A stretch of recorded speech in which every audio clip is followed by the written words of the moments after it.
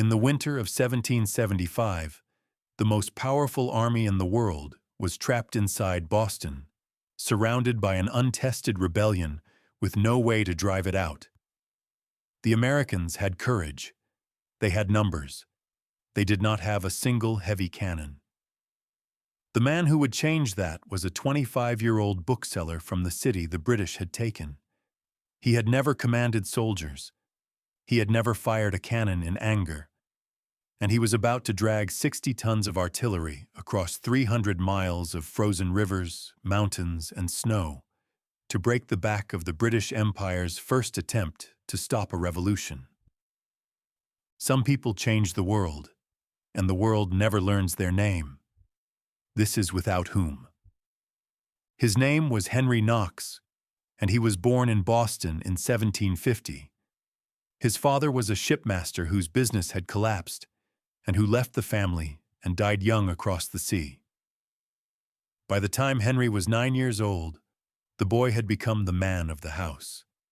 He left school at 9 to clerk in a bookshop and support his mother. Books became his university. He read everything that came across the counter, but the books that drew him most were the heavy ones on guns, fortifications, and artillery. He memorized the angles of fire. He learned the languages of the great European generals. At 21, with almost no money, he opened his own bookshop in the heart of Boston. The shop became a salon. British officers came in for the latest London editions. Patriots came in to argue politics. He fell in love with the well-read daughter of a wealthy loyalist, and when her family forbade the marriage, she eloped with him anyway. By the time the first shots of the war were fired, he had joined the local militia, and a tall, sharp-eyed Virginian named George Washington had quietly noticed him. After the slaughter at Bunker Hill, the rebellion held Boston in its grip but could not break it open. The British still owned the city. The British still owned the harbor. The Continental Army outside the walls had thousands of men and almost nothing to fire at the enemy with. Without heavy cannon, the siege could last forever. Without heavy cannon, the rebellion might starve before the British did. And then, a young volunteer rode into Washington's headquarters with a strange proposal. 300 miles to the north, at a place called Fort Ticonderoga, sat a captured stockpile of British artillery, dozens of cannons, mortars, and howitzers sitting unused in the snow. Henry Knox said he could bring them, in the middle of winter, over forests, frozen rivers, and the steepest mountains in New England. To a general who had no other options, the wild plan sounded like the only one. Washington made him a colonel and sent him on his way. In the middle of November in 1775, with no army and almost no money, Henry Knox set out for the wilderness with one small staff and a question for which no one yet had an answer. How does one man move a fortress? At Ticonderoga he found what he had been promised, and more. Cannon of every size, some weighing more than a ton each. In all, nearly 60 pieces, the heaviest things in the country that winter, soon to be the heaviest things ever moved through a New England winter. The total weight was almost 60 tons. The distance to Boston was almost 300 miles. He had the guns loaded onto a small flotilla of flat boats and pushed them out onto Lake George. The lake was already turning to ice. The wind was bitter.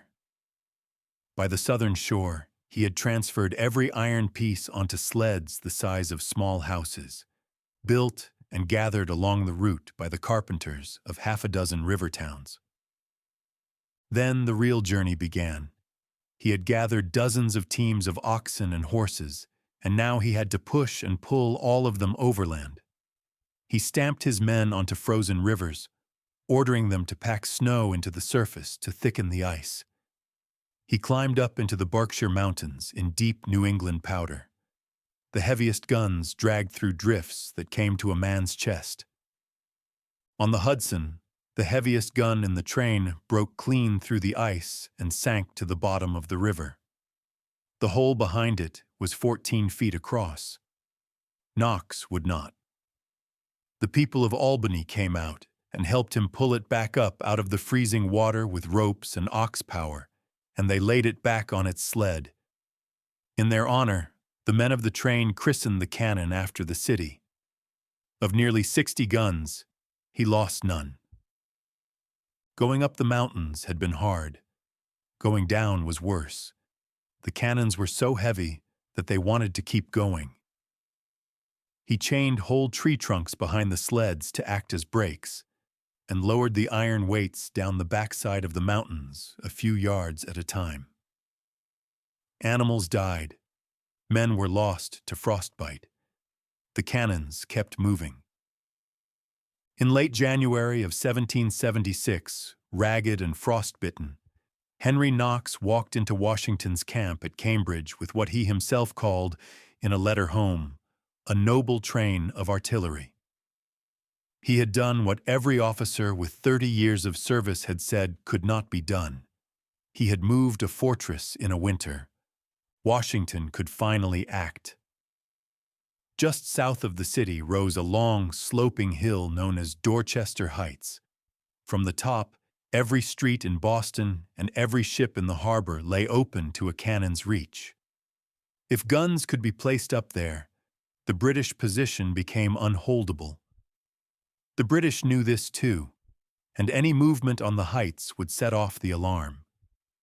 So on a single freezing night in early March, while a feigned bombardment from the other side of the lines kept the British looking the other way, Knox's gunners and a small army of laborers hauled the cannons up Dorchester Heights in the dark.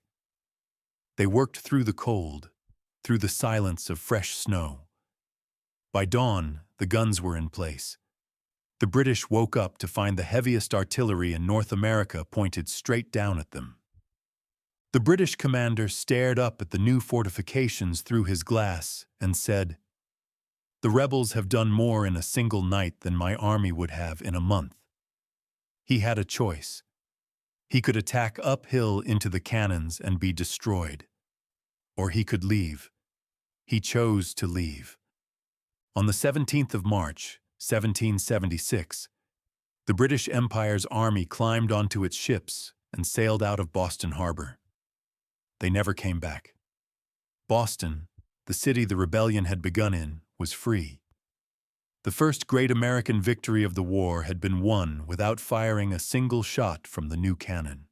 Henry Knox stayed at Washington's side for the rest of the war. He rode across the Delaware with him on Christmas night, ferried the army to safety in the dark, and pointed his guns at Trenton in the morning. He was at Princeton. He was at Brandywine. He was at Yorktown when the British finally laid down their arms.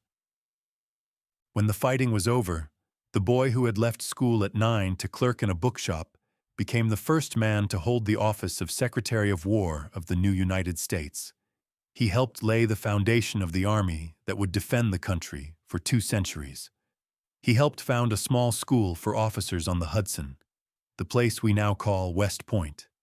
Henry Knox died on a small farm in coastal Maine in the autumn of 1806, 56 years old. A county in Tennessee carries his name. A fort in Kentucky, where the gold of a nation now sits, carries his name.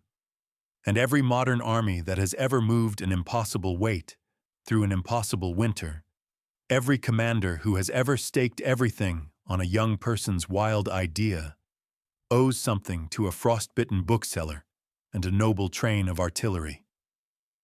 The world you live in was built by people you have never heard of. And now you know one more name: Henry Knox. Like and subscribe and stick around, because the textbooks left a lot out. Thanks for watching.